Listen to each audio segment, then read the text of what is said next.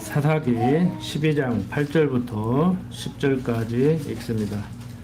그의 뒤에는 베들레헴 입산이 이스라엘의 사사였더라. 그가 아들 30과 딸 30을 두었더니 딸들은 타국으로 시집 보내었고 아들들을 위하여는 타국에서 여자 30을 데려왔더라. 그가 이스라엘 사사가 된 지 7년이라. 입산이 죽음에 베들레헴에 장사되었더라. 자, 12장 8절부터 15절까지의 내용은 입산 사사의 치적, 그리고 엘론 사사의 치적, 압돈 사사의 치적에 대해서 얘기를 하고 있는데, 방금 읽은 12장 8절부터 10절까지를 통해서 확인되고 있는 것은 입산 사사가 딸과 아들 각 30을 타국인과 결혼시켰음을 알 수가 있습니다. 뭐 그 외에는 크게 뭐 잘못한 것이 없는 것 같아요. 뭐 그보다 더 큰 잘못이 어디가 있겠습니까? 하나님 백성으로 살아가야 되는데 이방인과 통혼하지 말아야죠. 그런데 아들, 딸들을 이방인과 통혼시켰다는 거. 오늘 사는 우리들은 할 수만 있으면은 할 수만 있으면이 아니라 어떻게든지 그렇게 해야죠. 자녀들 결혼하는데 안 믿는 사람하고 아니면은 다른 종교를 믿는 사람하고 결혼시키면 되겠습니까? 인간 뜻대로 안 되니까, 부모 뜻대로 안 되니까 어쩔 수 없이 결혼을 시킬 수도 있지만, 어쨌든 간에 우리들의 그러한 마음 자세는 그렇잖아요. 그런데 이렇게 말하면은 아주 못된 사람이라고 그렇게 얘기를 해요. 어떻게 목사가 그렇게 얘기하냐. 다양한 문화와 다양한 종교와 다양한 사상을 다 인정해 줘야지, 포용력이 있어야지. 어떻게 이렇게 자기 고집만 얘기하고 자기 종교만 얘기하고 그렇게 얘기하느냐고 그러는데, 그게 옳고 그름을 떠나서 한번 살아보세요. 한번 살아보라고. 우리 젊은 청춘 남녀들 한번 다른 종교를 믿는 사람, 다른 사상을 가진 사람들하고 가치관이 다른 사람들하고 한번 살아보라고. 그러면 또 어떤 사람은 그렇게 얘기해요. 같은 사람이 어디가 있냐고. 없지요. 그래서 결혼 왔는데요. 요즘 젊은 사람들 결정적인 것이 생각이 다르고 문화가 다르고 가치관이 다르기 때문에 같이 살 수 없어서 이제 혼자 산다고 그렇게 얘기들을 합니다. 하나님 모르는 사람들의 지혜로운 생각이죠. 하나님 모른다고 전제하고 세상적으로 똑똑한 거예요. 다 나를 행복하게 해줘야 되고 다 내 마음에 들어야 되는데 내 마음에 드는 사람이 어디가 있습니까? 근데 전부 다 상대를 통해서 내가 행복해지려고 하는 데로부터 많은 문제가 일어나고 있지요. 이런 사람들에게는 이렇게 수준 높은 얘기 할 거 없어요. 그냥 역지사지, 입장 바꿔놓고 생각해봐. 그 정도면 충분해요. 입장 바꿔놓고 생각하면. 그래서 우리가 성경을 공부할 때 인본주의적으로 접근을 하면 하나도 풀리지를 않습니다. 자, 어쨌든 간에, 자, 입산 사사의 치적, 잘못한 것도 있지만 큰 무리 없이 나라를 다스려 나갔던 것 같아요. 무리 없이 나라를 다스려 나갔다기보다는 입산 사사가 나라를 다스릴 때는 큰 문제가 그렇게 일어나지 않은 것 같아요. 그리고 이어서 이제 엘론 사사가 또 나라를 다스릴 때도 크게 문제가 없었고, 그 다음에 뒤를 이어서 압돈 사사가 나라를 다스릴 때도 큰 문제 없이, 그냥 우리 개인으로 말하면은 그냥 먹고 자고 싸고 하다가 가다 이런 정도 나라를 다스리는데, 어떻게 보면은 이것도 쉽지 않은 거예요. 어려워요. 요즘 지도자들 보면은 자기 그 통치 기간에 무언가를 이루어 놓으려고 하는데, 무언가를 이루어 놓기 전에 큰 문제나 없었으면 좋겠어. 그래서 이렇게 평범하게 살아가는 것도 세상적으로 바라보면은 쉬운 일은 아닙니다. 어떻게 보면은 그런 대로 무난하게 이렇게 통치를 한 것 같아요. 그래서 기록에도 별 내용이 없이 간략하게 언급을 하고 이렇게 마무리를 짓고 있습니다. 이제 13장 넘어가 보면은 이스라엘 자손이 다시 여호와의 목전에 악을 행하였으므로 여호와께서 그들을 40년 동안 블레셋 사람의 손에 붙이시는 일이 일어납니다. 이제 우리가 이야기거리로도 잘 알고 있는 삼손 시대의 시험 내용을 이제 13장부터 16장까지를 통해서 이제 확인을 해보게 됩니다. 요즘 뭐 영화 설교를 하는 교회도 있다는데 그게 뭔가 하고 알아봤더니요, 성경 내용을 그 영화로 이제 보여주더라고. 그리고 이제 목사님들이 이렇게 정리를 하더라고. 이 영화는 이런 의미의 영화입니다. 우리는 이 영화를 통해서 이런 것을 배우는 겁니다. 이렇게 얘기를 하더라고요. 근데 그 내용만을 전달하면은 지금 제가 설명해 드리는 것보다 우리도 저 CD가 있거든요. 영화 CD를 제가 갖다 놓은 게 있는데 삼손과 드릴라라는 그 영화가 있는데 교회학교 학생들은 뭐 기회가 있으면 보여주라고 제가 갖다 놨는데 여러분들도 우리가 시설만 돼 있으면은 뭐 영화 한 편 보면은 깔끔하게 잡소리 없이 재밌게 한 시간 보내다가 돌아갈 수가 있는데 뭐 우리도 이제 예배당 새로 짓고 기회가 있으면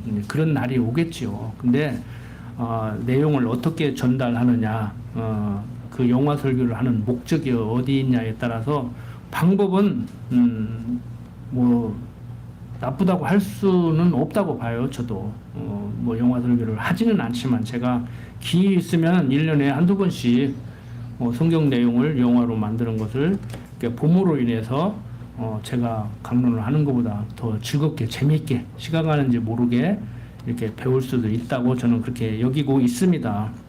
그러니까 전달하는 방법은 다양하죠. 그렇지만 전달하는 내용은 일관성이 있어야 돼요. 영화 설교를 하든지 강론 설교를 하든지 설교학에서 말하는데도 제목 설교를 하든지 본문 설교를 하든지 장례식 가서 설교를 하든지 잔치집 가서 설교를 하든지 일관성이 있어야 된다고. 한 얘기를 해야 돼요. 장례집 가서는 똑같은 성경을 읽고 이 얘기하고 잔치집 가서는 이 얘기하고 영화 설교를 하면서 이런 얘기를 하고 뭐 말로 하는 강론 설교를 하면서는 이런 얘기를 하고 그러면 안 된단 말이에요. 방법은 다양하게 할 수 있지만 그 내용은 의미는 정확하게 한 가지로 전달을 해야 된다. 우리는 뭐 결론 내려놓고 있죠. 이미 많이 공부를 하셨으니까. 하나님은 언약하고 언약대로 섭리를 해나가는 언약성취 섭리를 해나가는데 지금 사사기를 통해서 무엇을 얘기하고 있는가? 답 다 아시죠? 모든 거 하나님이 아신다. 당신이 정해놓은 대로 섭리하신다. 자, 사사시대에 어떻게 섭리하는가? 어렸을 때부터 신앙생활을 하신 분들은 다 알고 있는 내용일 겁니다. 뭐 가만히 보니까 이미 다 알고 계신 것 같아서 간략하게 읽어 내려가면서 전달을 하려고 합니다.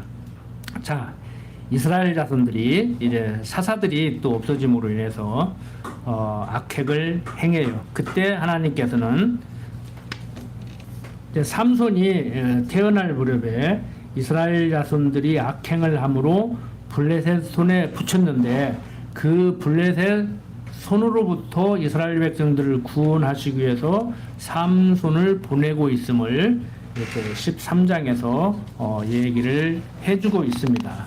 사사기 내용을 볼 때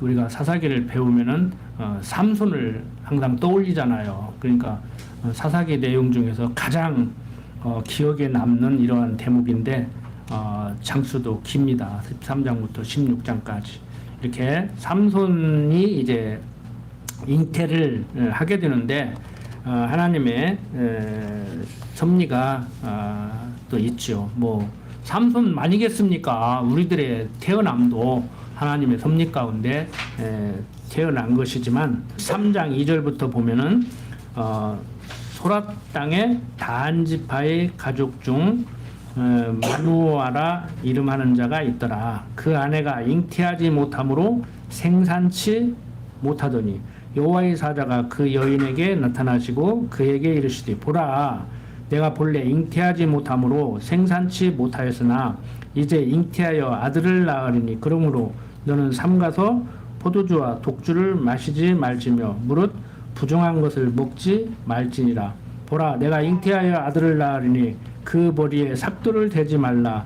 이 아이는 태에서 나옴으로부터 하나님께 바치운 나실인이 됨이라. 그가 블레셋 사람의 손에서 이스라엘을 구원하기 시작하리라. 이에 그 여인이 가서 그 남편에게 고하여 가로되 하나님의 사람이 내게 임하였는데 그 용모가 하나님의 사자의 용모 같아서 심히 두려움으로 어디서부터 온 것을 내가 묻지 못하였고 그도 자기 이름을 내게 이르지 아니하였으며 그가 내게 이르기를 보라 내가 잉태하여 아들을 낳으리니 포도주와 독주를 마시지 말며 무릇 부정한 것을 먹지 말라. 이 아이는 태에서 나옴으로부터 죽을 때까지 하나님께 바치운 나신일이 됨이라 하더이다 라고 얘기를 하고 있습니다. 그러니까 삼손이 어떻게 되느냐 하면은 소라 땅에 블레셋 사람들이 이제 유다 사람들을 이스라엘 사람들을 다스릴 때 단지파의 가족 중 마누아라 이름하는 자가 있었어요. 그런데 그 부인이 아기를 낳지를 못합니다. 그런데 하나님의 사자가 그 여인에게 나타나서 아기 낳게 된다는 거예요. 그런데 하나님께 이제 바치라는 것이죠. 자, 그 얘기를 이제 남편한테 하는 거예요. 남편 마누아한테. 그래서 이제 8절부터 계속 보면은 마누아가 여호와께 기도하여 가로되 주여 구하옵나니 주의 보내셨던 하나님의 사람을 우리에게 다시 임하게 하사 그로 우리가 그 낳을 아이에게 어떻게 행할 것을 우리에게 가르치게 하소서. 그러니까 부인이 하나님의 사자가 나타나서 이만저만 얘기를 했다. 그러니까 이제 남편이 하나님께 다시 한번 나타나셔서 우리가 어떻게 해야 되는지 좀 가르쳐 달라고 얘기를 하죠. 9절 하나님의 마누아의 목소리를 들으시니라.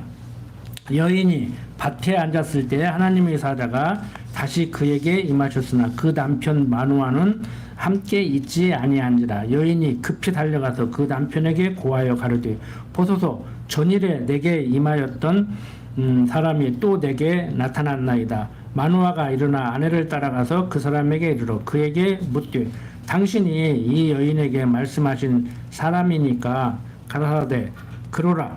마누아가 가로되 당신의 말씀대로 되기를 원하나이다. 이 아이를 어떻게 기르우며 우리가 그에게 어떻게 행하오리까.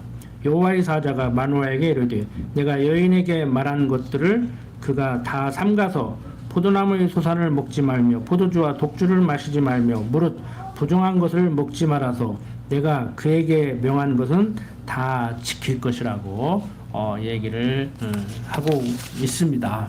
자, 이렇게 마누아의 요구대로 그 부인에게 나타났던 여호와의 사자가 다시 나타나서 마누아에게 또 얘기를 하죠. 자, 계속 15절부터 20절 보면은 마누아가 드린 소제물에 여호와께서 불로 응답하심으로 정말 하나님이 말씀하셨음을 하나님이 언약하셨음을 확증해 주지요. 마누아가 여호와의 사자에게 말씀하되 구하옵나니 당신은 우리에게서 머물러서 우리가 당신을 위하여 염소 새끼 하나를 준비하게 하소서. 여호와의 사자가 마누아에게 이르되 내가 비록 나를 머물리나 내가 너희 식물을 먹지 아니하리라.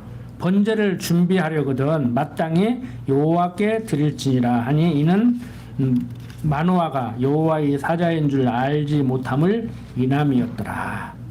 그러니까 지금 여호와의 사자가 찾아와서 얘기한 것에 대한 확증이 없는 거예요.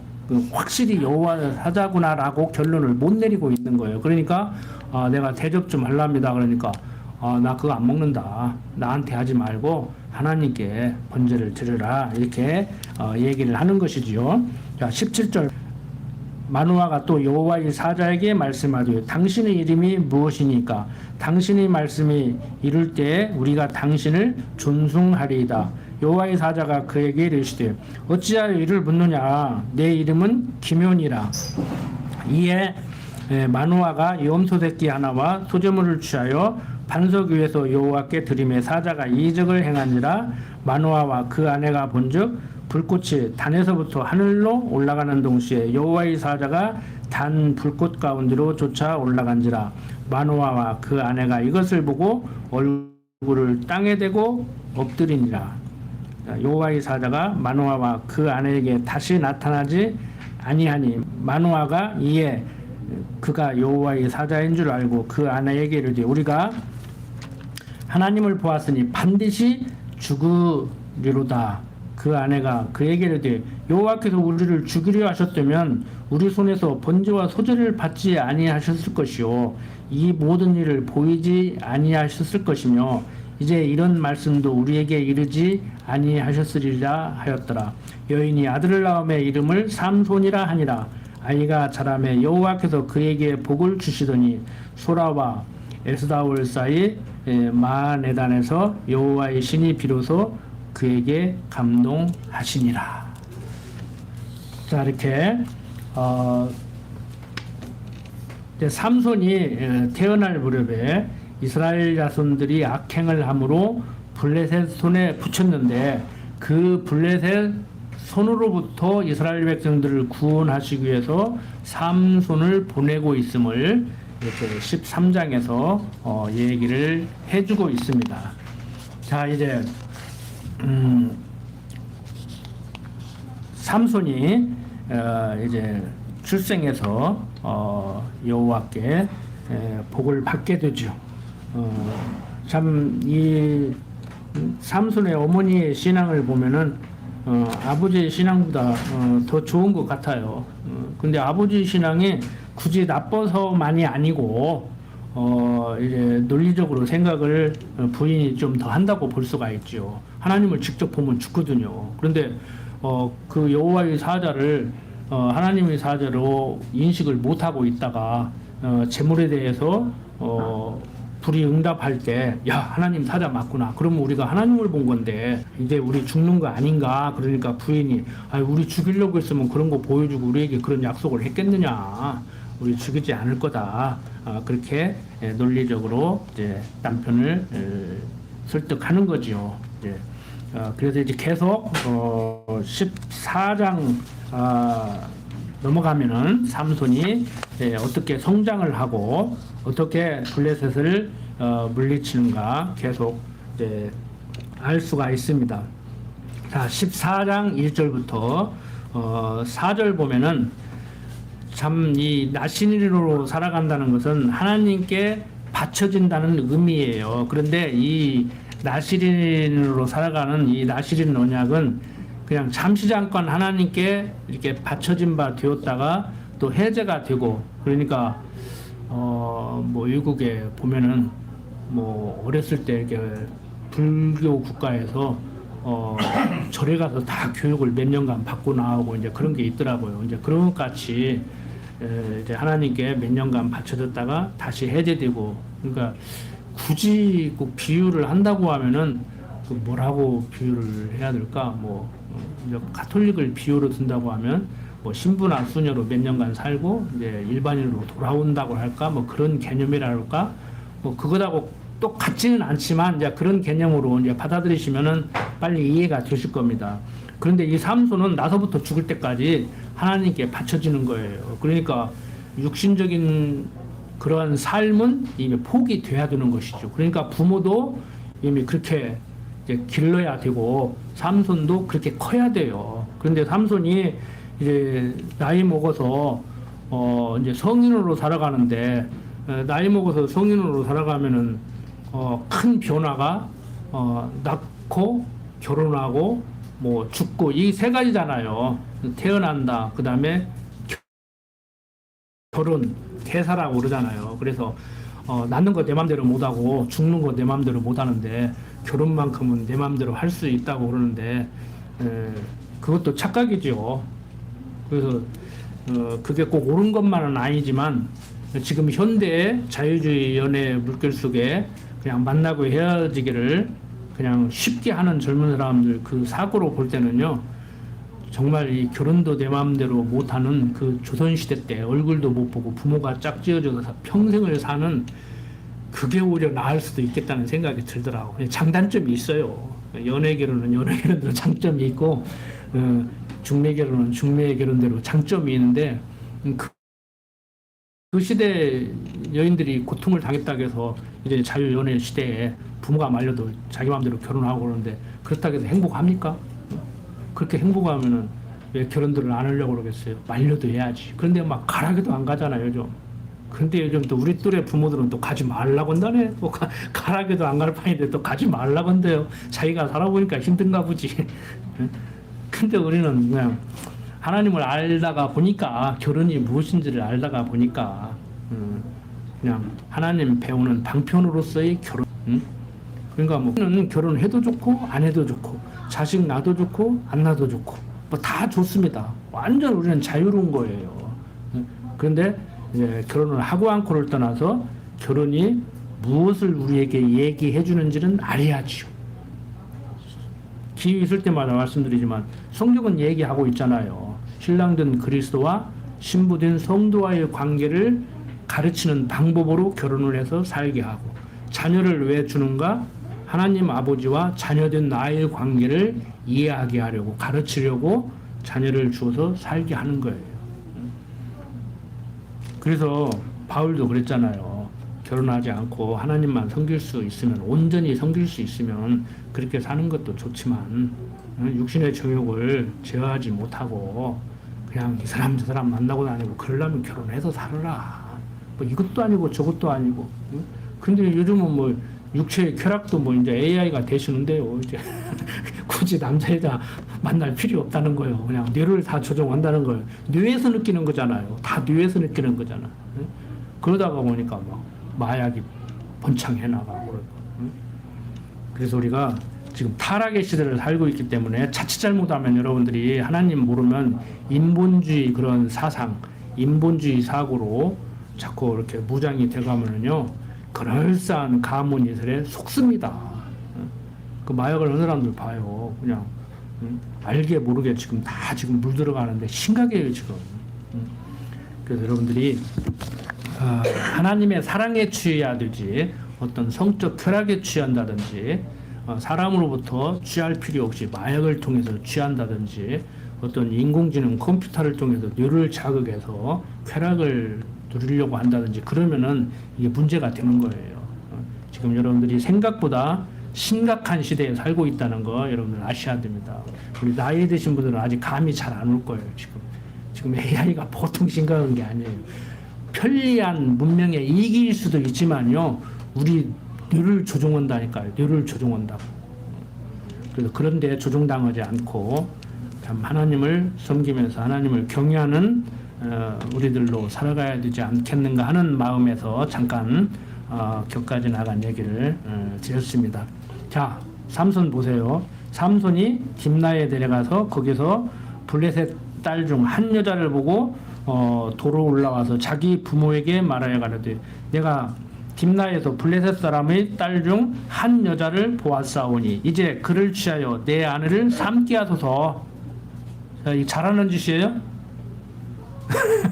여러분들 자녀가 아들이 안 믿는 여자한테 다른 허구많은 사람 두고 저 사람하고 결혼하겠습니다. 저 남자하고 결혼하겠습니다. 저 여자하고 결혼하겠습니다. 여러분들 어떻게 하실 거예요? 그 자리에서 안 되는 못해도 그냥 하늘이 노란해지겠지. 가슴이 철렁 들여앉겠지. 근데 계속 읽어보세요. 지금 부모가 그에게 이르되 내 형제들이 딸 중에나 내 백성 중에 어찌 여자가 없어서 내가 할례 받지 아니한 블레셋 사람에게 가서 아내를 취하려 하느냐.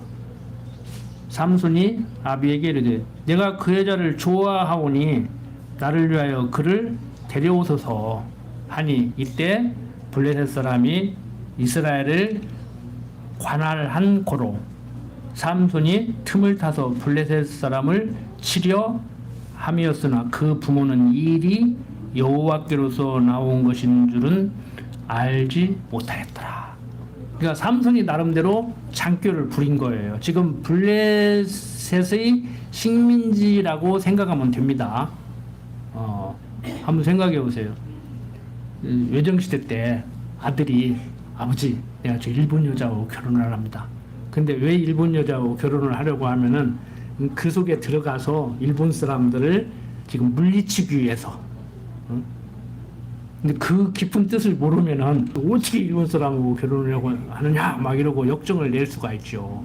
근데 삼손의 생각만이 아니고 이 삼손의 생각은 어디서부터 나온 거라고 성경은 얘기해요? 이 일이 여호와께로서 나온 것인 줄은 알지 못하였더라. 단순히 삼손만의 생각이 아니고 하나님이 지금 삼손의 생각을 지금 그렇게 조종하고 있다는 거예요. 하나님이 이러시면 안 되지. 이방 여인하고 결혼하지 말라고 시커내놓고 이방 여인하고 결혼할 수 있는 마음을 주셔서 지금 부모를 역정나게 해요.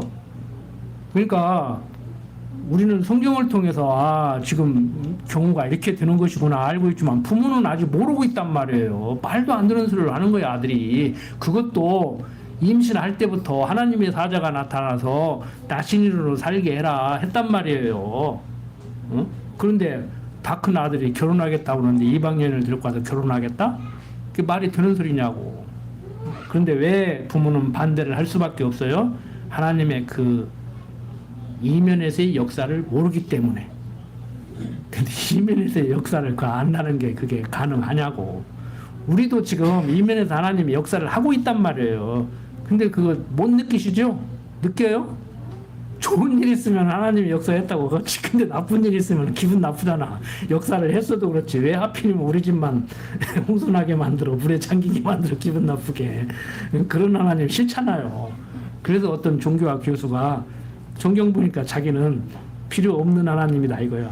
자기가 종교를 가르치지만 성경이 말하는 하나님은 자기에게는 필요 없더라는 거예요. 왜 다 당신 맘대로 오니까. 내 맘대로 하는 내 요구를 좀 충족시켜주는 알라딘 램프 같이 하나님 이것 좀 해주십시오. 저것 좀 해주십시오. 내가 오늘 이걸 해야 됩니다. 지혜를 줘서 문제를 잘 풀게 해주십시오. 이래야 되지요. 응? 여러분들 자녀들 시험 보러 갈 때 기도하고 가 그러잖아요. 뭔 기도를 어떻게 하라는 거예요? 시험 점수 잘 맞게. 그래서 내가 원하는 대학 합격할 수 있게. 그렇게 기도하고 가라고 하잖아요. 여기 신학교 수업 시간에 그것을 반박했더니 그 교수가 그러더라고. 목사님 말이 다 맞지만 그러고 가면 필 받아가지고 나는 내 하나님께 기도했기 때문에 오늘 나는 지혜를 올릴 거야. 그래가지고 머리가 잘 돌아간대야. 그래도 시험을 잘 볼 수 있대야. 그래서 그렇게 하라고 그랬어요. 그렇게 하면 시험 잘 볼 수 있다는데 내가 굳이 그것까지 말릴 필요는 없잖아. 시험 좀 잘 보겠다는데 못 보고 오라 그럴 수는 없잖아요. 그렇게라도 해서 잘 보고 와라. 그렇게 해서 잘 볼 것 같으면 그렇게 해서 잘 보고 와라 웃으면서 그랬는데 종교가 그런 거 아니잖아요. 기독교가 그런 거 아니잖아요. 응? 기도가 그런 거 아니잖아요. 기도가 뭔 줄은 가르쳐 줘야지. 응? 그것도 모자라가지고 이제 입시하는 날 교회로 모이러가지고 애들 다 목사가 안수해 이제 다 응? 오늘 지혜가 충만할지어다. 다 합격할지어다. 막 그러고 막. 아유, 그래서 시험 볼 것 같으면은, 그래서 시험 잘 볼 것 같으면 내가 여기서 그 짓만 하고 있지. 자, 삼손. 부모들이 생각할 때는 황당한 얘기를 하고 있지만 그 이면에서 하나님이 이렇게 역사를 하고 있습니다. 이해가 됩니까? 쉽게 하나님의 섭리가 이해가 됩니까? 할례받은 여자와 결혼하는 것이 언약 자손인 이스라엘 백성들의 당연한 처사예요.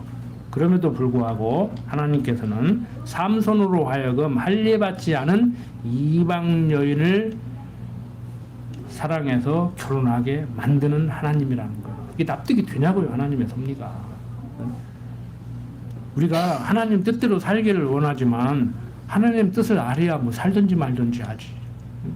그래서 제가 드리는 말씀이 그거예요. 하나님 뜻대로 살려고 하지 말고 하나님이 살게 하는 대로 사셔야 된다. 그럼 이것이 지금 하나님이 살게 하는 거냐? 살게 하는 거예요. 그럼 저 사람이 왜 화를 내는가? 화를 내게 하니까 내는 거요. 그러니까 너는 왜 화를 내냐? 하지 말라. 그냥 지금 하나님이 화내게 가지고 화나는구나. 날바람 맞게 되면 자기는 피하든지 말든지 알아서 오고. 부부간에도 마찬가지잖아요. 근데 우리는 어떻게 접근해요? 하나님 믿는 사람이 어떻게 화를 낼 수 있냐? 하나님 믿으니까 화를 내지 말아야지 이러고 얘기하잖아요. 그럼 조선시대 때 여자니까 뭐가 어쩌고 저쩌고 해야 된다는 말하고 틀린 거 뭐 있어? 이게 쉽게 먹히는 거예요.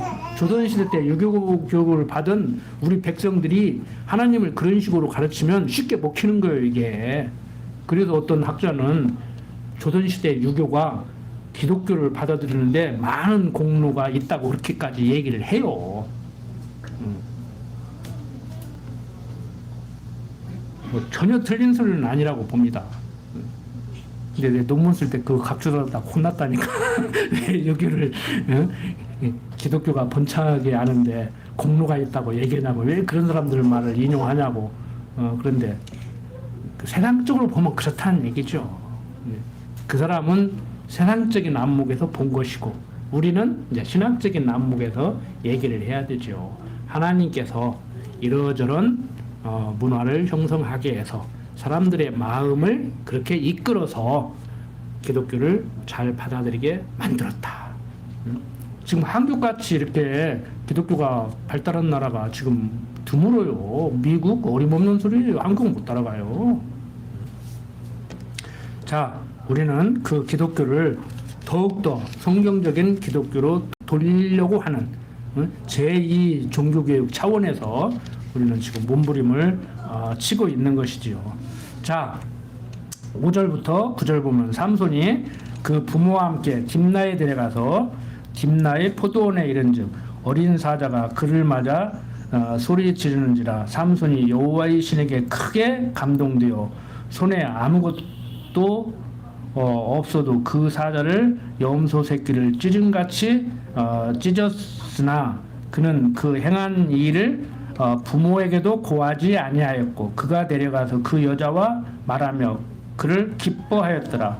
얼마 후에 삼손이 그 여자를 취하려고 다시 가더니 돌이켜 그 사자의 죽음을 본즉 사자의 몸에 벌떼와 꿀이 있는지라 손으로 그 꿀을 취하여 행하며 먹고 그 부모에게 이르러 그들에게 그것을 들여서 먹게 하였으나 그 꿀을 사자의 몸에서 취하였다고는 고하지 아니하였더라.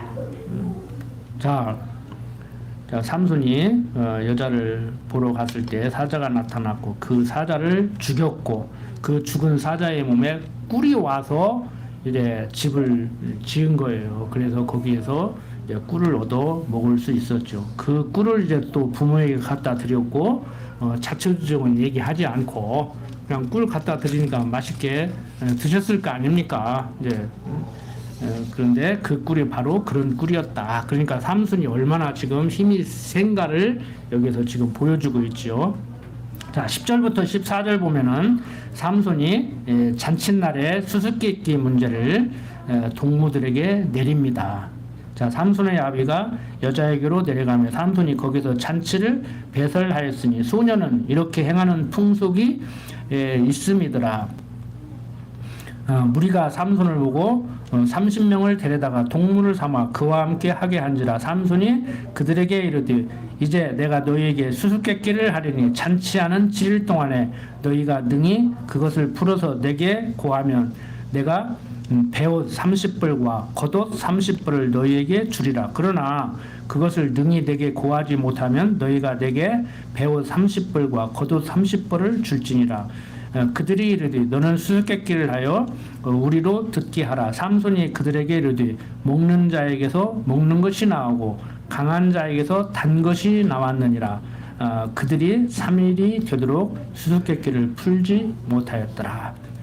이때 당시에 일반 그 사회 문화를 보면은 잔치를 베풀면 거기에서 수수께끼를 내고 풀고 그랬대요. 이런 문화가 있었어요. 그래서 삼손도 이제 수수께끼를 내는데 지금 이 수수께끼 문제가 뭐냐면은 자기가 사자를 죽였고 그 사자의 몸에 죽은 사자의 몸에 벌들이 와서 집을 지었고 거기에서 꿀을 따서 먹었다는 것을 지금 수수께끼로 낸 거예요. 이걸 누가 알아요? 자기밖에 모르는데. 아버지도 모르는데 아무도 모르는데 못 맞히지. 그러니까 수수께끼를 했는데 이제 뭐 옷을 30벌씩 뭐 배옷 주고 겉옷 주고 뭐 배옷 30벌 겉옷 30벌 내가 이기면 너희들이 나한테 주고 너희들이 맞추면 내가 너희들한테 준다. 그러니까 이게 엄청난 지금 돈도 걸려 있잖아요. 그러니까 이 사람들이 어떻게든지 그 답을 알아내려고 할 거 아닙니까? 그러니까 이제 성읍인들이 삼순 아내를 꿰어가지고 그 답을 알아내려고 하는 거예요. 제7일에 이르러 그들이 삼손의 아내에게 이르되 너는 내 남편을 꿰어 그 수수께끼를 우리에게 알리게 하라. 그렇지 아니하면 너와 내 아비와 집을 불사르리라. 너희가 우리의 소유를 취하고자 하여 우리를 청하였느냐? 그렇지 아니하냐? 삼손의 아내가 그의 앞에서 울며 가르되 당신이 나를 미워할 뿐이요 사랑치 아니하는도다. 우리 민족에게 수수께끼를 말하고 그 뜻을 내게 풀어 이르지 아니하도다. 삼손이 그에게 대답하되 보라 내가 그것을 나의 부모에게도 풀어 고하지 아니하였거든 어찌 그대에게 풀어 이르리오 하였으나 7일 잔치할 동안에 그 아내가 앞에서 울며 강박함을 인하여 제7일에는 그가 그 아내에게 수수께끼를 풀어 이르매 그 아내가 그것을 그 민족에게 고하였더라. 제7일 해지기 전에 성읍 사람들이 삼손에게 이르되 무엇이 꿀보다 달겠으며 무엇이 사자보다 강하겠느냐 한지라. 삼손이 그들에게 대답하되 너희가 내 암송아지로 밭갈지 아니하였다면 나의 수수께끼를 능히 풀지 못하였으리라고 이렇게 얘기를 합니다. 결국에는 이제 아내의 간청에 넘어가서 삼손이 정답을 알려준 거예요. 이제 뭐 죽인다고 하니까 그러니까 아내 죽일 수는 없잖아요. 그래서 이제 어쩔 수 없이 이제 알려준 겁니다. 그래서 이제 18절 보면은 무엇이 꿀보다 달겠으며 무엇이 사자보다 강하겠느냐. 단 것은 꿀이고 강한 것은 이제 사자라는 것을 이제 그들이 알고 대답을 하지요. 그래서 삼손은 그들에게 너희가 내 암송아지로 밭갈지 아니었으면, 그러니까 부인을 지금 지칭하는 거예요. 암송아지라고 꼭 비하시켰다기보다 그때의 언어 표현의 그 문화래요. 우리도 달라지죠. 요즘 제가 외국인들에게 남편 뭐라고 부르냐 그러면 오빠라고 부른다고 하더라고. 그래서 한 20년 전에는 아빠라고 불렀었어. 그랬더니 그러냐고 그러잖아요. 그리고 아빠 세대 있어요? 옛날에는 남편 보고 아빠 하는 게 친정아버지 시아버지 이제 남편이 있는데 아빠 그러면 셋이 다 쳐다보는 거예요 이제. 실제 그랬잖아요. 제가 그 말 한 지가 엊그제 같은데 벌써 이미 요즘 젊은 사람들은 이제 오빠라고 부른다고. 그러니까 남편을 아빠라고 부르는 데는 옛날 세대예요. 9세대. 나 때는 아빠라고 불렀다. 근데 지금 때는 이제 오빠라고 불러. 앞으로 또 한 5년, 10년 후에는 또 뭐라고 부를지 몰라요. 뭐라고 부를지 모른다고. 우리 나이 드신 분들은 뭐라고 부릅니까? 70, 80 드신 분들은 여보 당신 압니까? 근데 그것도 참 문제더라고. 한국어가 얼마나 혼란스러운지. 호칭과 지칭도 구별 못해. 부를 때는 여보하고 불러야지. 이거 누가 먹었어요? 그러면 당신이 먹었잖아요. 이건 지칭이잖아요. 응? 그런데 지칭은 예를 들어서 뭐라고 칭하느냐? 저분을 뭐라고 그러냐? 네, 시아버지라고 합니다. 저분을 뭐라고 하느냐? 네, 장인이라고 합니다. 그럼 호칭은 뭐라고 해요? 아버님 그렇게 불려야지. 그 지칭, 호칭도 구별을 못하고 요즘 또 호칭을 해도 호칭이 자꾸 달라지고 그냥 아빠가 오빠 되고 이제 그래버리니까 헷갈리는 거예요. 사람들이 그런 언어를 가진 사람들과 대화를 해야 돼요. 우리가 단순한 것 같지만 이게 간단한 문제가 아닙니다. 이게 우리는 그냥 통용되니까 대화가 되는 것 같은데요. 부부간에도 대화가 잘 안 될 때 있잖아요. 여러분들은 다 됩니까? 여러분들이 참 성경을 읽으실 때도 항상 제가 드리는 말씀이 그때 당시의 역사로 들어가라. 일단 들어가라. 그래서 그들의 대화가 지금 어떤 의미의 어떤 내용의 대화인지를 이해를 해야 되는 거예요. 자, 어쨌든 간에 지금 삼손은 자기 아내에게 넘어가서 이렇게 답을 다 알려줬고, 그 삼손은 그 블레셋 사람들에게 자기 아내를 꼬드겨서 이렇게 다 답을 알아냈다고 이제 역정을 내죠. 그래서 이제 19절부터 20절 보면은 삼손이 아스글론 사람들을 쳐서 그 대가를 지불을 합니다.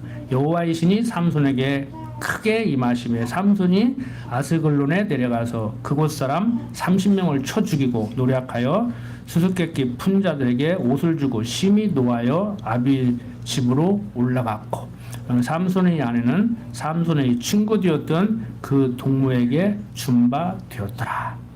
참 인간적으로 보면은 그 줄 거 없으면서 못 맞출 거라고 확신하고 수수께끼를 했는데 아내에게 답을 알려줘서 저 사람들이 맞춰버렸네. 이유 불문고 결론적으로 이제 쥐하잖아요. 자기가 아내에게 알려줘서 아내가 가서 알려준 게 그게 문제지. 누가 뭐 답 알려주라고 했어? 어쨌든 간에 이제 30벌 쥐야 된단 말이에요. 그러니까 이거 한번 보세요. 강도질 한 거야. 가서 사람 가서 쳐 죽이고 옷 뺏어가지고 그 놈으로 준 거야. 이게 성경이 이렇다니까요. 이렇게 하라는 거예요. 이렇게 하지 말라는 거예요. 그러니까 우리는 하나님의 사람으로서 이렇게 살아야 됩니다. 이렇게 살지 말아야 됩니다라고 보면은 이게 안 보이는 거예요. 그래서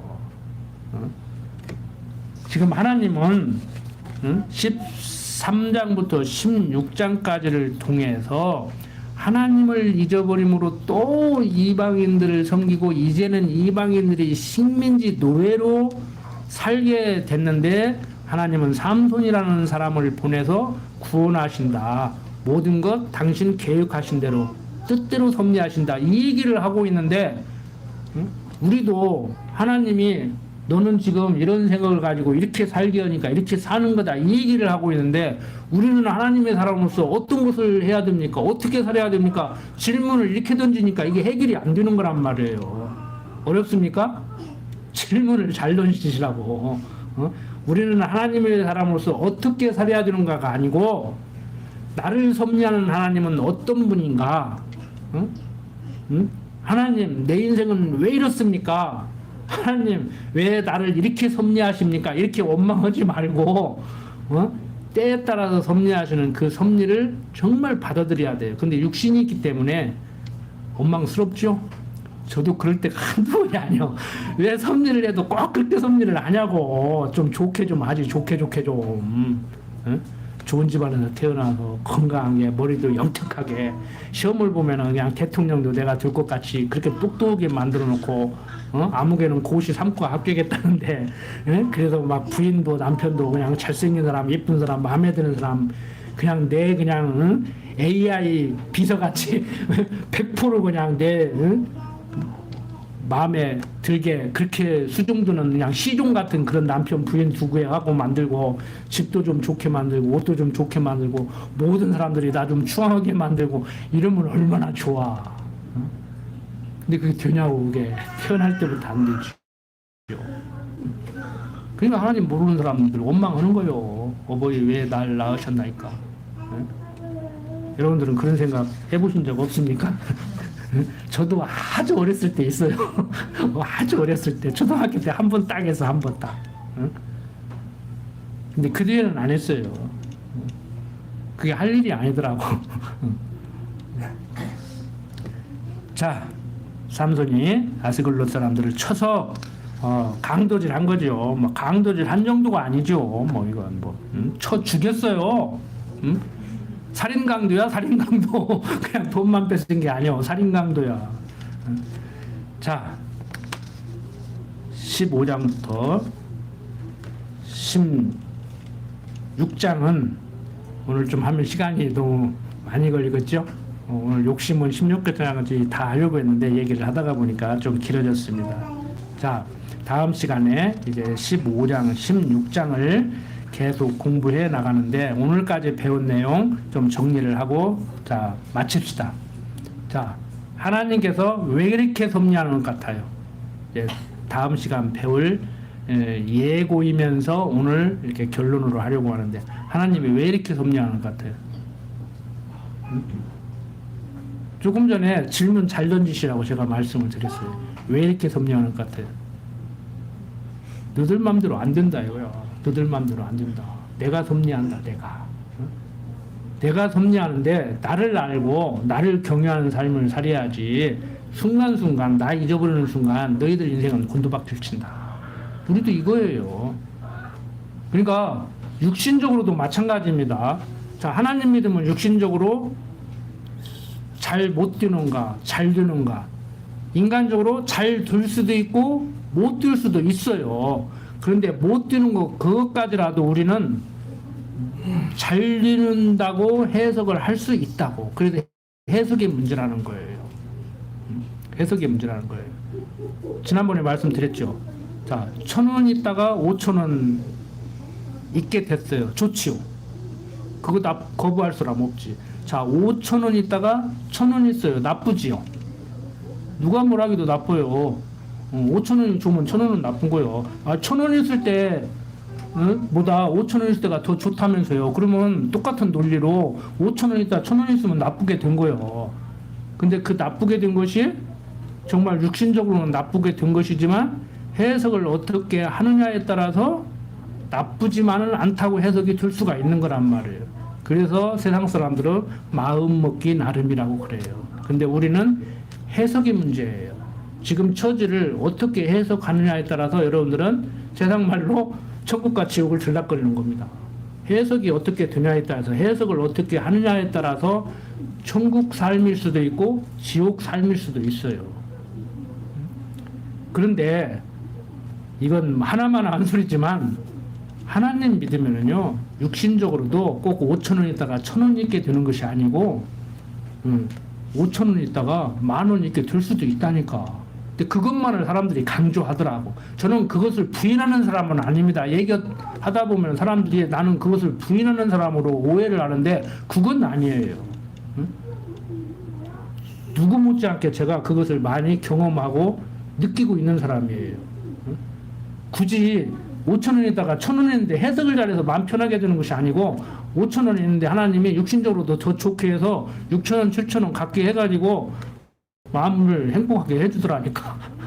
그것만은 기대하시지 말라고. 그것만은 기대하시지 말라고. 그러니까 우리는 육신적인 처지가 지금보다 좋아지든지 나쁘지든지 마음의 평강 일치 않음으로 인해서 행복감까지 잊어버리지는 않는다는 얘기예요.